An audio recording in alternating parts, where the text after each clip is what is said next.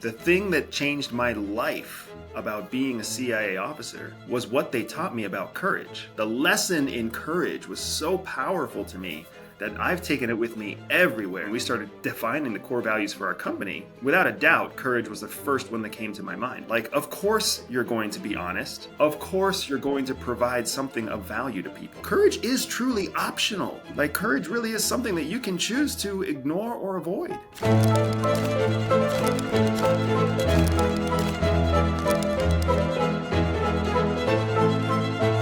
I am in a new state, in a new hotel room. I have been on the road for another week, and I'm still not coming home for another week. My love, I miss you. I miss you, and I love you, and I miss the kids, and I miss the North Florida fall when it gets so beautiful and our backyard has like perfect sunsets.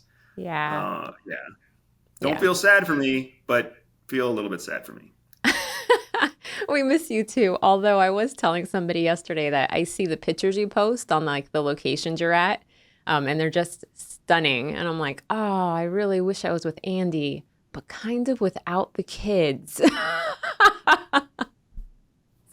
Well, yeah, there's upsides and downsides to traveling. And, now that I'm traveling to make television shows, it's really quite impressive. I mean, this week alone, I found myself scaling a mountain, climbing through caves, on boats across rivers. I mean, just stunning, amazing locations that most people pay to go on vacation to do. Yeah. And I'm doing it, and it's all documented by like 5 professional cameramen, right? So it's been a real privilege and a real treat, but at the same time, it is work. And that's, I never thought a travel show would be so much work until I did one.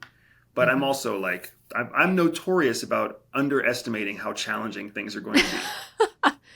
I think that's true. That's a fact. I remember when I first started learning how to fly with the Air Force, I was like, I want to be a pilot because it's going to be like Top Gun. Yeah. It's going to be like, what was there was another famous Iron Eagle from when we were kids. There was another famous fighter plane movie. Yeah. It must be a boy movie. Yeah, and then I learned how to fly, and it was nothing like Top Gun, and it was nothing like Iron Eagle. It was all about, can you fly at a certain altitude for a certain period of time and check your instruments every 15 minutes, because every ounce of gas that you spend in the airplane has to be accounted for by some accountant who works for the government.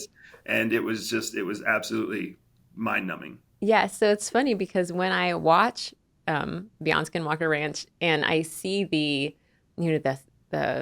have beautiful video, like B-roll of like the vistas and all these things. And I mean, it's like 4 seconds here, 3 seconds there. And you're like, yeah, that took us 12 hours to shoot.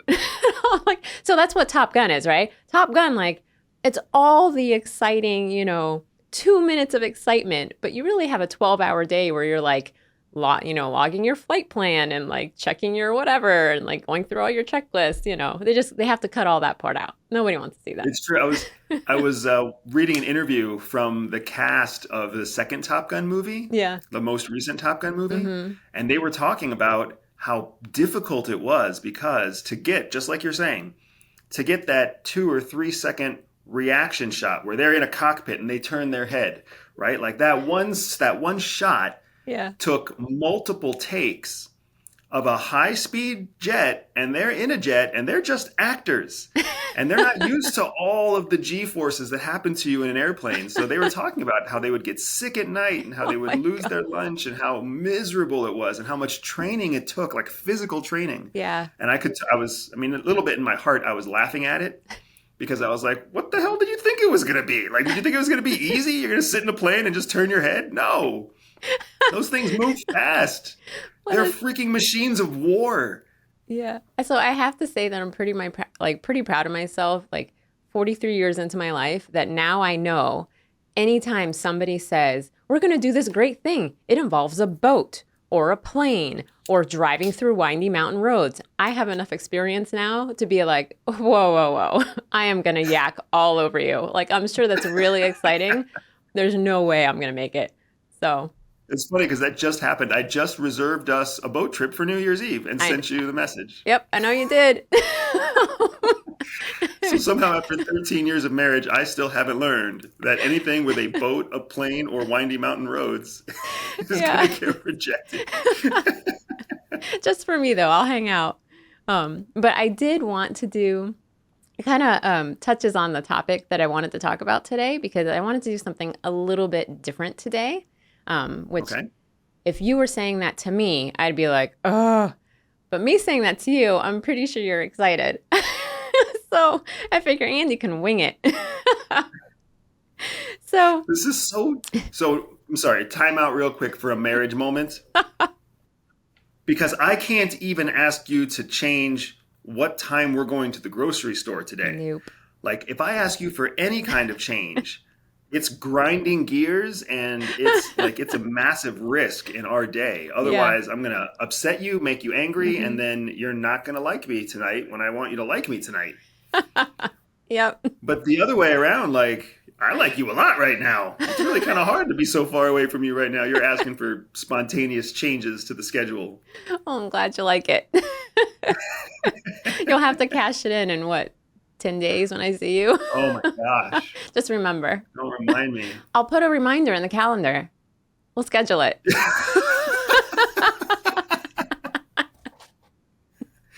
So what did you want to talk about then? I'm so curious now. What's the change? So, we've been working a lot on our business, and there's been this recurring theme that I keep seeing everywhere. And then I was going through our Q&A that our viewers send us, and there were a handful of questions that I thought this idea that I've been thinking about for so long now could apply to. So I thought we could make today a little bit more like audience focused and answer, more than one question today, but through the lens of this topic. And the topic is courage. So courage is one of the core values of Everyday Spy. Courage is also one of the core values of the CIA, right? Is it really? Yes. So the I values, never put that together. because the integrity value is so beat into us at the CIA Yeah. that we forget about all the other ones. So the Central Intelligence Agency core values are integrity, service, excellence, courage, teamwork, and stewardship. Stewardship is the one that I never remember. I But don't we even know are what that means, and I work there. well, we're stewards of national security, Uh, right? So, courage, as defined, by the dictionary, has, if you Google it, the definition, there's two different definitions, right? One is the ability to do something that frightens you, and I think that when we're thinking about Everyday Spy, that's the definition of courage that we really latch onto as one of our core values. But the other well, one, and I'm sorry to yeah, interrupt, but yeah, I yeah. mean, coming out of CIA, the thing that changed my life about being a CIA officer was what they taught me about courage. Mm, Like that's near and dear to me personally. yeah, And I remember the transformation of being a 27-year-old boy. Because let's be honest, right? yeah, At 25, 26, 27, we're not who we are in our 40s. We're right. not even who we are in our late 30s. Yep, We're still like just kids. yeah, But the lesson in courage was so powerful to me that I've taken it with me everywhere. So when we started working, like you were saying, when we started defining the core values for our company, without a doubt, courage was the first one that came to my mind, which is really funny because integrity and service, which, like you said, were absolutely tortured into us at CIA, yep. just beaten into us. Not for a second did I ever think about those as meaningful core values because they're to me, they're just like built in. Like, of course you're going to be honest. Right. Of course you're going to provide something of value to people. Why would you even need to say that? But courage is truly optional. Mm-hmm. Like courage really is something that you can choose to ignore or avoid. And the thing that really struck me, I think what got me thinking about it so much was we were talking to a friend of ours, and he was saying that the reason he liked courage as a core value in particular is that courage isn't necessarily something you have to be born with. Courage is something that anybody can learn to have, right? And I thought that was so powerful because courage has resonated with so many people that we've talked to. Like the ability to be courageous has really resonated with, I mean, a surprising amount of people to me, honestly. So the fact that he pointed out that courage is something any of us can have, any of us can build up to, it's a skill that any of us can attain. I thought that was super powerful. Mm. Mm-hmm. That is awesome. That's awesome perspective, and that's exactly. I mean, I learned it. Yeah. I think I had the like the seeds or the sprouts of courage when I Mm-hmm. was in high school and when I was Mm-hmm. going through college. But I mean, I was always the one that didn't speak up and kind of stayed in the back and kept my ideas to myself and Mm-hmm. was always afraid of asking the stupid question. Like I remember that first definition of courage that you were talking about very well, like not stepping into the discomfort, not doing what I was afraid of. Right. It was something that I absolutely had to learn through a process at CIA.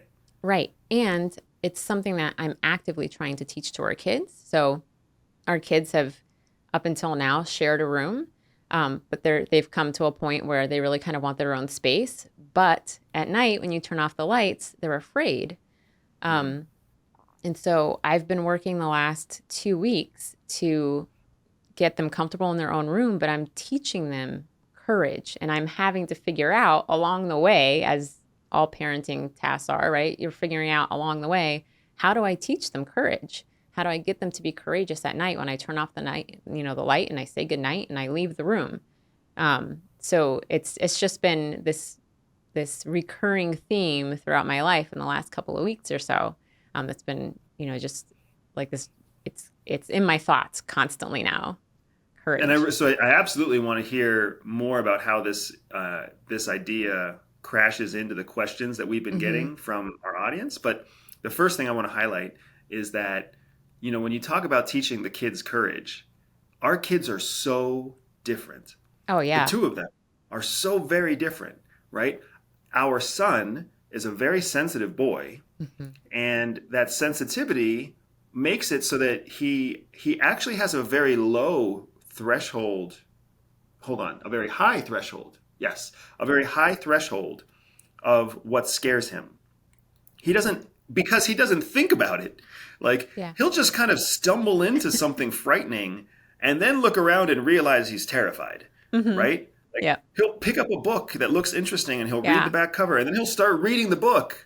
And then it's not until page like 50 that he's like, I'm scared. And it's just like Exactly. Yeah. he'll watch a movie and not even like Cena, this is a movie about a war where lots of people die and there's killing and there's blood. Yeah, I know, Dad, but it's also about ninjas. Yeah. I mean, to get to the ninja, you've got to wade through a lot of killing, death, and murder to get there. Yeah, I'll be fine. And then 20 minutes in, he's like, I will never forget when the first time he watched me on TV. Do you know what I'm about to say? Yeah, I do remember. The first time he watched me on TV, we had only gotten like 4 minutes into the episode, Mm-hmm. and the music, Yeah. well, in the show was building tension towards this big reveal. Mm-hmm. There was no big reveal because it was a TV show and there was a teaser, right? But for him, just the music caused him fear. Yeah.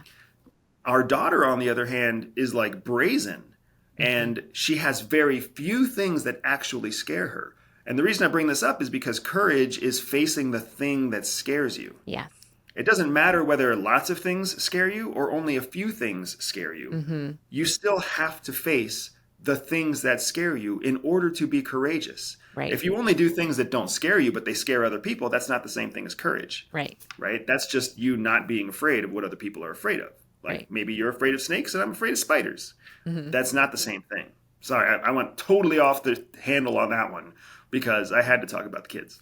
Yeah, and I think you're totally right because he's had a much easier time than she has transitioning. And just like you said, I mean, she is not scared of anything. I consider her to be like very brazen and very brave. But the truth is that she's afraid of the dark. She's afraid to be alone at night. And so she's the one I'm having to work with the most on how do I help her learn courage at night. What she's really afraid of is the party's ending. That's what she's really afraid of. Like the That lights might go be off, the true. party's over. Oh no, I don't want the party to be over. Well, that was honestly one of the reasons he wanted his own room is because she he was like in tears. She keeps me awake at night. She talks to me. So, what are the questions that you've been seeing that make you think of this? That make you like kind of highlight this core value? Yeah, so let me first tell you the second definition because Oh, I'm sorry. I I'm think it's sorry. also important, right? Well, the first one I think is is the one that people think of first and is probably the most broadly applicable, right? But the second definition is strength in the face of pain or grief. And that one's really powerful because that is also something, a form of courage that we experience at the CIA, right? That people experience in the military, that people experience, the emergency, you know, Responders. yeah, emergency responders, right? Um, and we've touched on before, the idea of how do people continue with their work when they are surrounded by horrible things happening, when they are overcome with pain or grief. Um, and we've talked about the technique of compartmentalizing to be able to get through your work and so you can deal with your emotions later. But part of being able to push through those things is courage. So that's the second part of the courage definition that really spoke to me and I thought was important as well. Yeah, that's a great call out because one of the things that I've always been bad with is pain. I Mm, mean, the one place where I've been able to kind of face pain, physical pain, is really in athletics hmm because when I had to do like survival schools and when I've had to do some of our SEER training and some of our other exercises, like the pain element really, really knocks me down. I haven't had to experience much grief. I've been blessed by the fact that I haven't had to experience much grief yet. But I mean, you and I often talk about the grief that's coming, Yeah. right? Like when we look at aging family members, when we look at the people, I mean, the my grandmother raised me as a child, hmm and she's quite along in years now, and I'm watching her slow down, and I know that there's grief coming. Yeah. And I've seen you cope with grief. I've seen you cope with pain. I saw you deliver two children. I absolutely saw you grapple with pain, my love.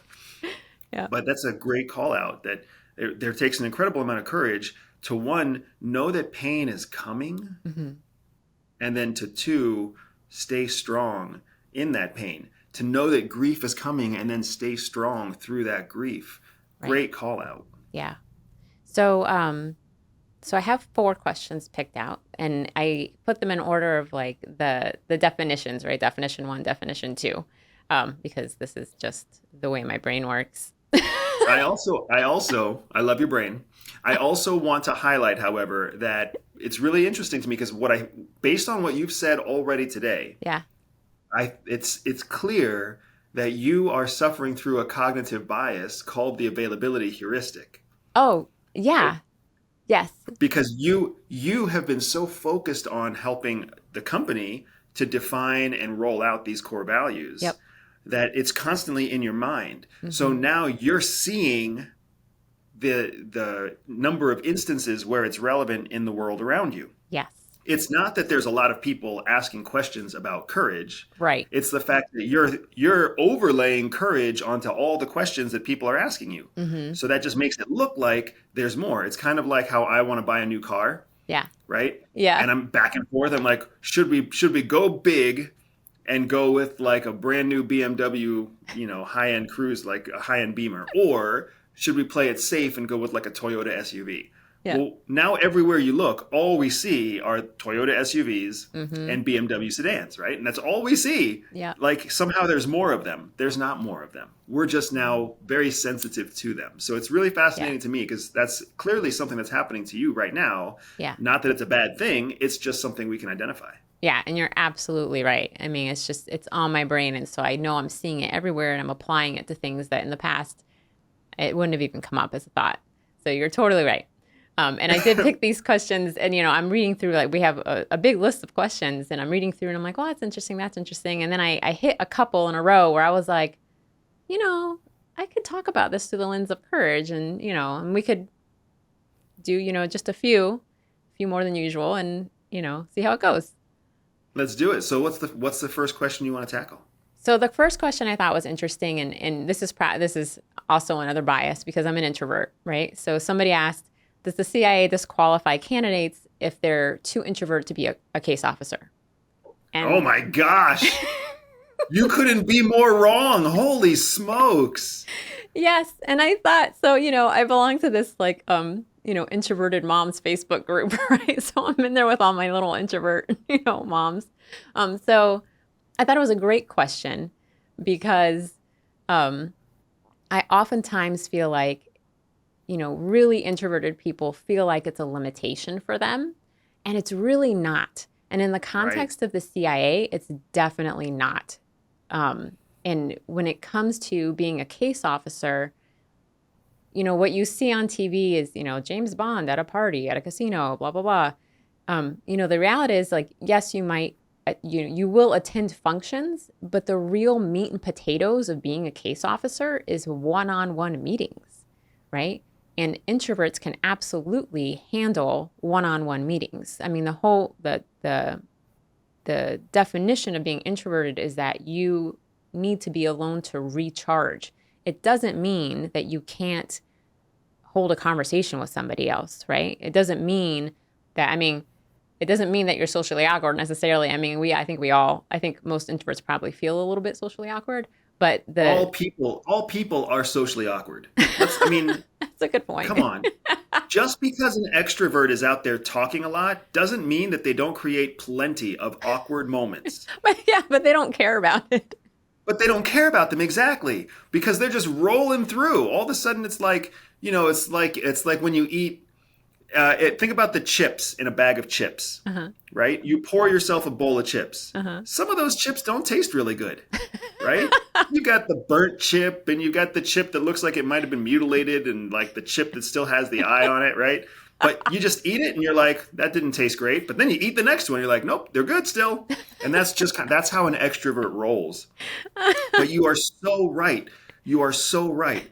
Introverts are the people who rule the world. And introverts, frankly speaking, are the people who should rule the world. Because there's so much work to be done in groups, but there's so much more work that has to be done in private. And you can't count on an extrovert to do work in private because an extrovert needs other people in order to gain their energy. Yeah. So when an extrovert goes to their room at the end of the day alone and they pull out a book, they don't get more than 4 or 5 pages in the book before they put the book down and pick up a phone and watch a movie or start watching YouTube or go to sleep because they need to rely on something external to energize them. I'm an extrovert. I am fully guilty of this. But introverts, when they are alone, they can just go for hours. They are actually deriving energy as they focus on what they're learning, as they complete the project they're writing, as they, whatever it might be that they're doing, they're developing, they're actually creating their own energy. Right. And that's why CIA recruits so heavily from introverted people. I'm convinced the whole reason we have psyche evals is so that they can find people who are exactly the right combination of introvert with extrovert abilities. Right. An introvert who's capable of 4 hours playing craps in a casino, in a tuxedo, looking fancy, sounding great, but still has the ability to go back to their office that night at 1 o'clock in the morning and spend the next 6 hours writing reports and not fall asleep and not cut corners and not make false statements. Exactly. And so because you and I see this truth about introverts working for the CIA, that's what brought up the idea of courage. Because what I wonder if what's behind the question is, am I too shy to go out? Am I too shy to, I feel like I'm introverted and I feel too awkward to go to these events or to sit with a person for 2 hours in a meeting. And so in my mind, it's not that, being introverted is an asset, right? Being courageous is maybe what you need to be working towards, right? That's awesome. That's awesome, girl. Yeah, I think you are nailing this idea because the biggest problem with introverts, the thing that most introverts that we've met lack Mhm. is really just courage. Yeah.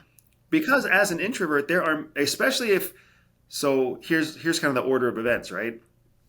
If you're an introvert, then for a long time you've kind of shied away from, because you're not naturally disposed to, putting yourself into social situations. Right. The social situations that you have gone into have drained your energy because it takes a lot of energy to be social. So when your energy gets drained, you start to feel very self-conscious about the fact that you look and feel different than everybody else in the group. That over years, right, from the time of being a child to the time that you're an adult, having that happen to you over and over again starts to create a level of anxiety. Hmm.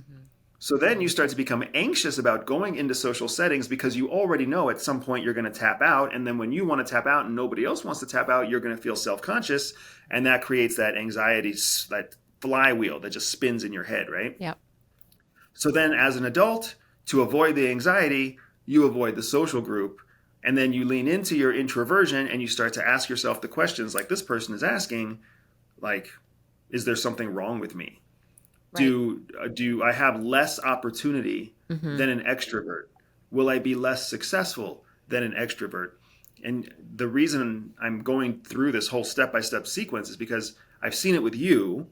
You and I are working very much on it to make sure it does not happen to the introvert in our family, right? Hmm. Our son, even though our daughter shows huge introvert tendencies. Yeah. But we're working on it by helping our children to understand what it means to actually want to be alone versus what it means to want to be with people. Hmm.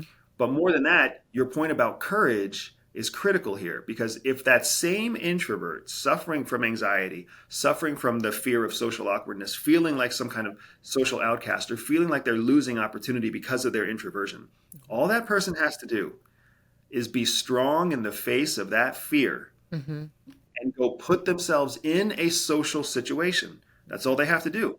Yep. And if they can make a plan for how they're going to leave early, Exactly. you just did this recently when you went to go visit my cousin. Yep. You sent me a message and you were like, Andy, I'm going to go visit your cousin. I'm taking the kids. We're going to get there at lunch. I'm going to leave by 4 o'clock. I'm not going to let myself get into a situation where my energy gets drained out of me because of all the craziness in the house, right? Exactly. That's all an introvert needs to do, and they can enter into a scenario that used to cause them anxiety, and they can actually conquer that situation. Right. And I think what you said about having, like, knowing what you need as an introvert to be able to recharge, and having a plan and a backup plan to put that in motion, that's key, right? And if you have those things and you build up the courage to take those steps forward, to do the things that frighten you, there's no stopping you, right? You can do anything you put your mind to. Hmm. Yep. What a great point.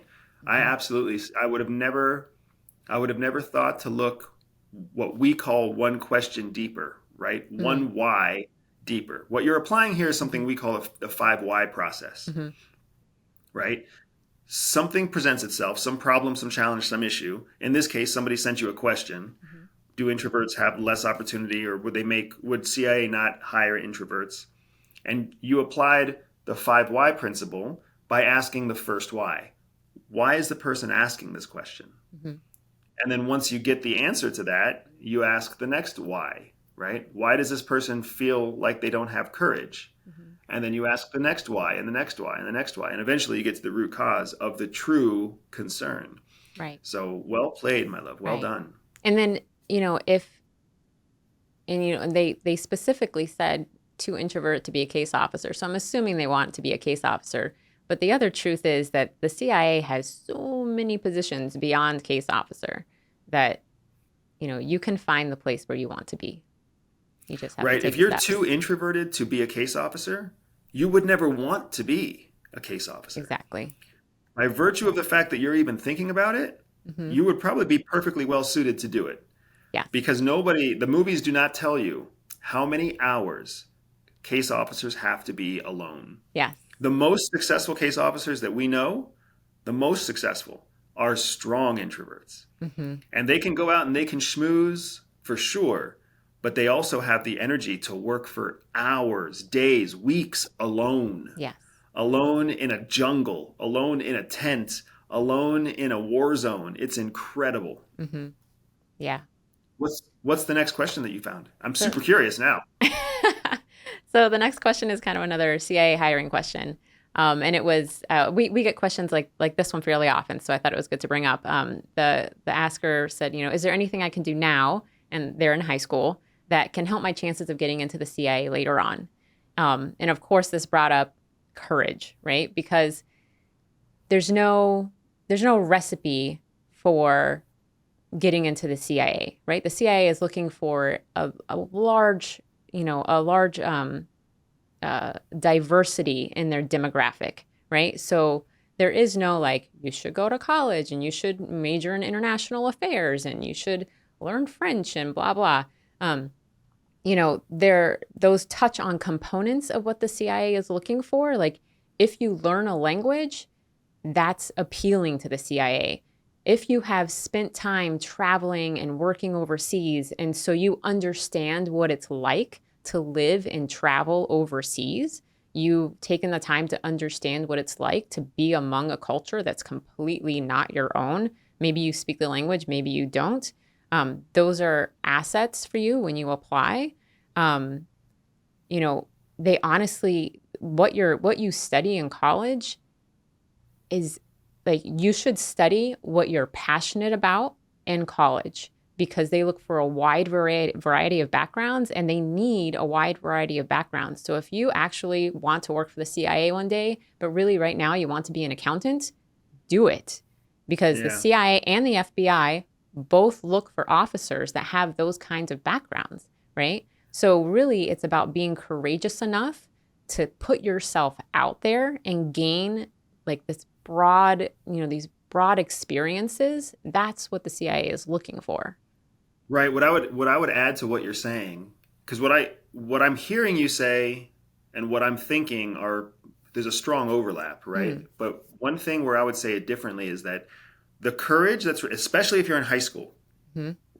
high school and college especially, if you're thinking about CIA, the thing that takes courage is not being a dumbass. I actually had my very first thought. That's the thing. When That's I read the thing that takes the most courage. When I read the question, my very first thought was, don't do a bunch of drugs. Seriously, don't do a bunch of drugs. CIA has no problem with people who have experimented with drugs. Yeah. They have a major problem with people who have become addicted or abuse or sell, right, illegal substances. Mm-hmm. So, you know what? You want to smoke pot now? Well, pot's not even illegal in most states. Right. But whatever experiments you want to do, you did some hard drugs. You experimented with some very hard drugs when you were in high school and college. Mm. And then it came out in the polygraph, and that's it. Done, right? I have been drug-free my whole life until you give me permission to actually finally enjoy some drugs. Not going to happen.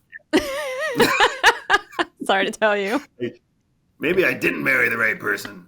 But yeah, so I've been drug-free, so I didn't have to worry about the drug question going in. But we've had so many people who we've worked with who all had drug histories. Yeah. They just, all it was experimental, and they were very honest about it, right? Mm-hmm. So you don't want to do drugs. You don't want to get bad grades. Yeah. Right? So if you choose a major that isn't right for you, if you study something that you're not good at, you're going to screw yourself. Mm-hmm. Right? You don't want to get into the position where you start having babies too early. Mm-hmm. Not that CIA has any problems with people who have children. They have no problem with parents. But the amount of demand that is asked of you in your first few years of CIA, if you have children, it's really hard to put CIA above your children in those first few years that you're actually recruited, right? Not to mention the fact that your whole life changes when you have kids. Mm-hmm. So if you're trying to build a life that's going to be, dedicated in service to the country, remember, core values of CIA, second core value, service. Yep. which means you don't count to you. Your family is not nearly as important. Yourself, you're not as important. Your goals, your dreams, your hopes, your ambitions, nothing is more important than the mission. That's what it means to put service before self. That's what it means to have service as a core value at CIA. So if you have anything you care about other than the mission, it's going to be a hard fit. But yeah, you're exactly right. It takes courage to lean into who you actually are. Yes. It takes courage to do the things that you really want to do that are not easy. It's really hard to be in college and go overseas. It's really hard to graduate college and take a year off to travel the world. It's hard. But if it's something you want, do it. Do it because it's going to make your application package to CIA stand out among the rest. Yeah. Yeah. And I think like what you were saying initially, it takes courage to stand up to the influence of your peers, right? If you are asking this question, you are thinking well beyond what your friends are thinking, most likely. So, if they want to, go out and do joyriding or go out and do something that's just completely asinine, it's courageous to just say, you know what, I'm going to skip this one, right? Because, I mean, that was a big lesson learned for me, right? In the end, your social life isn't a great predictor of what you're actually able to accomplish yourself, right? So I'm on set right now, and one of the cameramen that I'm working with out here is getting married soon, and one of the bridesmaids that his wife had planned for the party recently got hired by CIA. Wow. And when she was hired, she cut off all ties to her friends, which is something that's also important. That also takes courage, and that's relevant to both you and I, right? Yeah. Once you accept a role with CIA, whether it's overt or whether it's covert, you basically cut ties with everybody. Right. And if you're working hard to build a network of friends, and if you're working hard to impress people in college and high school, and you think CIA is in your future, I hope you feel liberated, because you don't have to be friends with any of these friggin' people, because you're going to cut them all off. You're going to retain like maybe 2% of all the people you've ever met once you actually swear in and take that oath. Yeah. Because unless they are super important to you, you just won't have time for them. And two, if they are anything other than uplifting, encouraging, and empowering, like the job is so draining that the only people you put your energy into are the people you care the most about, or the people who lift you up. Everybody else, you cut ties.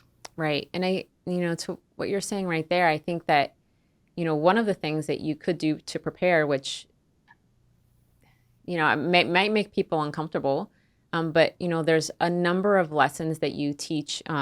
You have a product called OpThink, and it's, one of our master classes, and there are a number of lessons in there about changing your mindset and how you interact with other people. So if you start early learning how to view your relationships with other people as, I use the word transactional, but as, everything is a give and a get. There is no free friendship. There is no free relationship. Everything is a push and a pull, right? So if you start early on thinking about your relationships with others through that lens, I think that that's really helpful, because it helps you in interacting with your professors and networking and choosing the jobs that you're going to take. It helps you in cultivating the network that will eventually help you get you to where you want to be. And those might not be the friends that you have right now. Yeah, and especially when you tie it together with our previous conversation about introverts, right? Because we all human beings, people aspire to have equal relationships, right? That's what we think in our head, like we aspire for an equal relationship.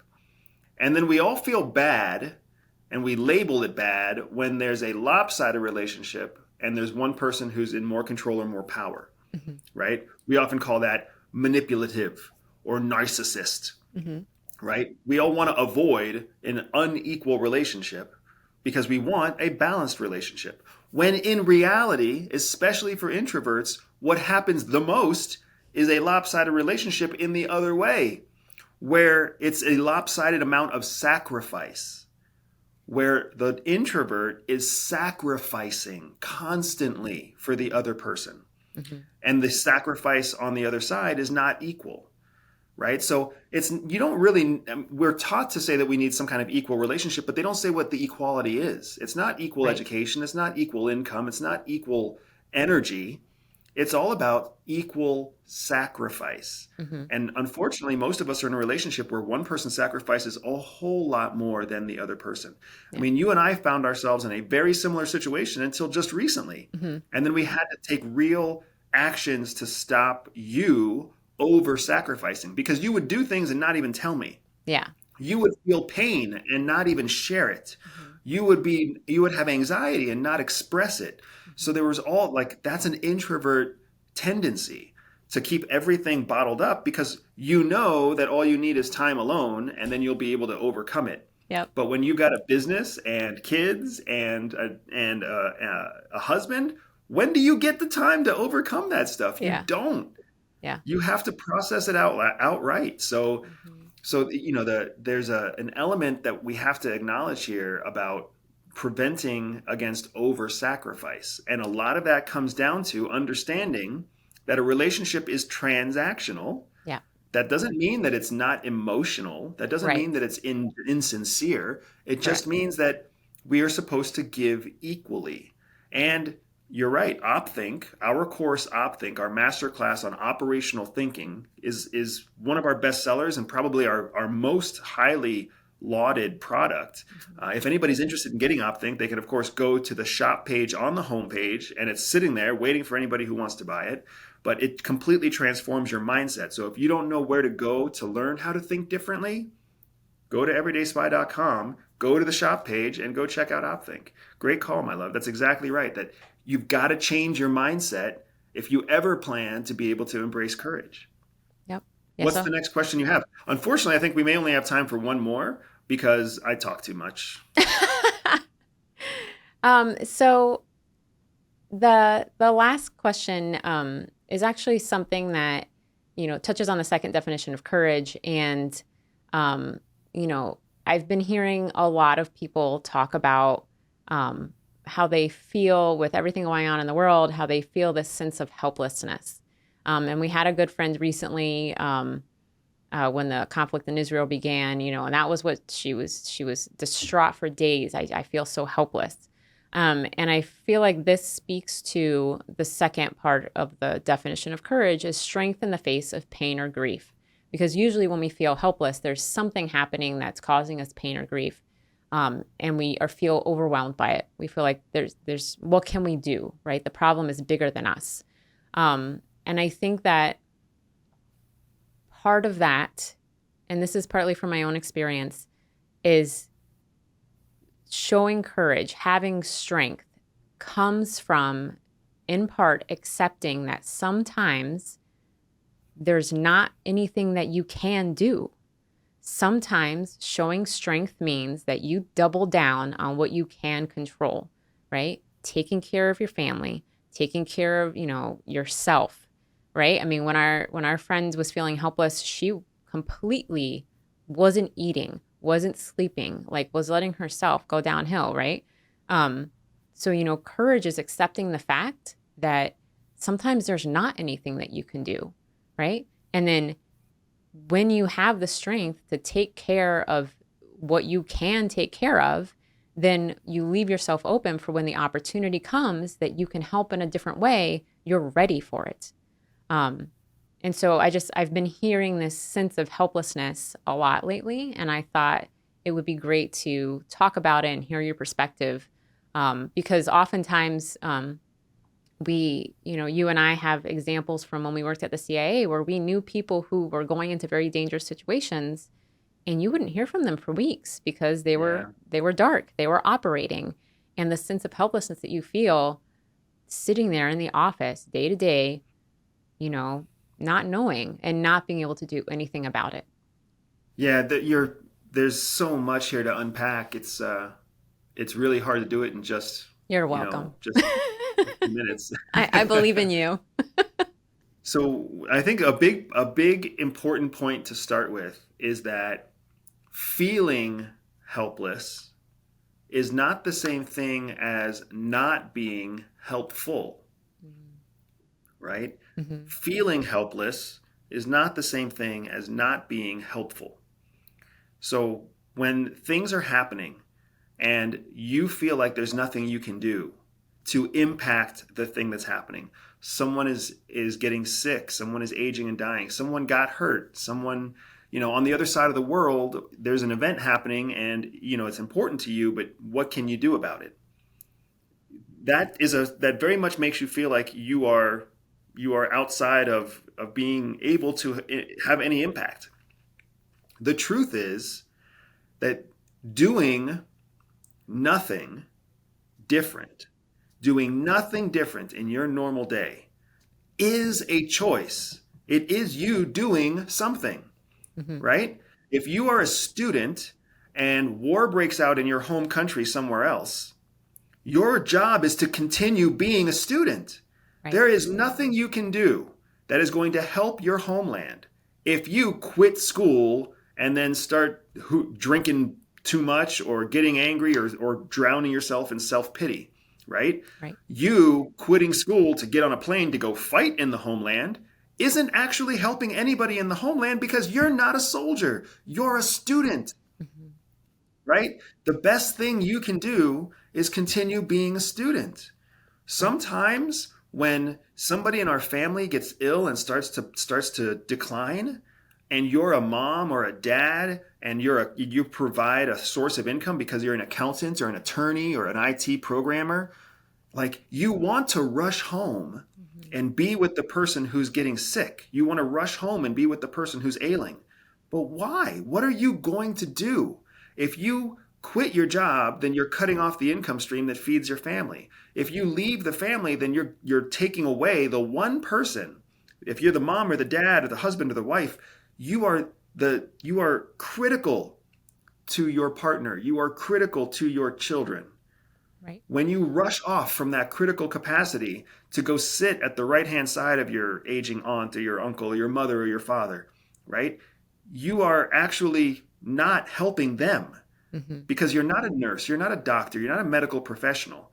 You may not even be offering them any sort of like support or encouragement because they're surrounded by other family that are not actively being mothers and fathers and husbands and wives. Right. So the way that you help that person is by staying where you are and doing the thing you do every day and being the conduit that helps your children and your partner understand your sorrow, your sadness, because now the whole family is experiencing this together. Mm-hmm. If you leave, they're on their own. They don't know what's going on. They don't understand why or how, grandma or grandpa is on the decline. So it's really interesting because people oftentimes mistake helpful with helpless. Helpless is when you feel like you can't impact the events happening somewhere else. Mm-hmm. And oftentimes you're right. You cannot impact them in a positive way. Even if you were to throw yourself into the middle of a disaster relief effort, right? If another hurricane hits in Florida, my love, and I quit making content for Everyday Spy and throw myself into the fray, all I'm doing is I'm taking all of my strong skill sets and I'm leaving them behind so that I can go do something that I'm only partially good at, Yeah. right? Running water or making Band-Aids or feeding children, feeding homeless people or people who have lost their home. That's not the thing that I'm the best at. There's somebody else who's better at that. What I should really do is everything I can to create more content about the disaster, to get people to support the disaster in their own way, right? Yeah. That I've got to maximize my impact by doing the thing I do every day, to Right. be helpful and not be helpless. Wow, you are so good at this, girl. You are so good at finding these awesome questions. Yeah, and I love everything that you just said. I mean, you and me are, we're on the same page so often. And I really do think that actually taps into, both definitions of courage, because you have to have the ability to look internally, right? The ability to do something that frightens you. And I think oftentimes for a lot of people, it frightens them to really take a quiet moment and look internally at their feelings, because the feelings are so big and so scary that, they don't want to let them come out and really assess, what am I feeling and why am I feeling this way? And then once you can make that assessment and really recognize your feelings, do that scary thing and make the internal assessment of what's going on here, then you can move on to number 2 and show strength in the face of that pain and grief, right? You recognize, I am feeling grief. I'm feeling pain over this situation that's happening, but I have to show strength. And then you show strength through doing exactly what you were saying, through, assessing, right? Making an assessment, an objective assessment of, I have these feelings, but this is the most helpful thing I can actually do, right? And when you throw yourself into that, then you will no longer feel helpless, because you've shifted your mindset into, there's nothing I can do. You've shifted it from that into, I'm doing the best thing that I could be doing right now. Mm-hmm. Right? Yeah. Yeah. Yeah. What a really cool conversation today, my love. This was great. I'm so glad and it worked out. Yeah, I loved it. Even though we're still talking through a camera and a computer, literally on opposite coasts. Yeah. I am on the California coast. You are on the Florida Atlantic coast. Mm-hmm. Wow. And I still feel like you're so close. I feel like I can reach out and touch you. So thank you for such an awesome connecting conversation, babes. Yeah. Thank you for all your wisdom that, after 15 years with you, I know, right? I still find so years inspiring. Of marriage, yeah. 13 years of marriage, 14 years of dating, and 1 year of you trying to avoid me. You mean chasing you down? Trying to get that ball and chain wrapped around your ankle. Well, to everybody who's listening in and joining us on this conversation, thank you so much for being part of this conversation. It was fantastic to share this with you. If you are still listening right now, I am telling you, hit the like button. Let us know that you like what we're talking about. Share us with a friend. If you've been listening to this conversation for the last 50 minutes, then you got something out of it, and we have an opportunity to share whatever it was that you took from this with somebody you care about. So click the share button, share it on social media, share it in an email, share it on Facebook, click the like button, leave a comment, tell us what we're doing right, tell us what you want us to do more of, tell us why it is that you're spending this time with us, because it means so much to us to share these conversations with you. I can't wait to talk to you again, my love. And I can't wait to share our topics of conversation with everybody who joins us all across the world. Take care, everyone, and it was fantastic to have this time with you. Freedom! So fresh on me. Freedom!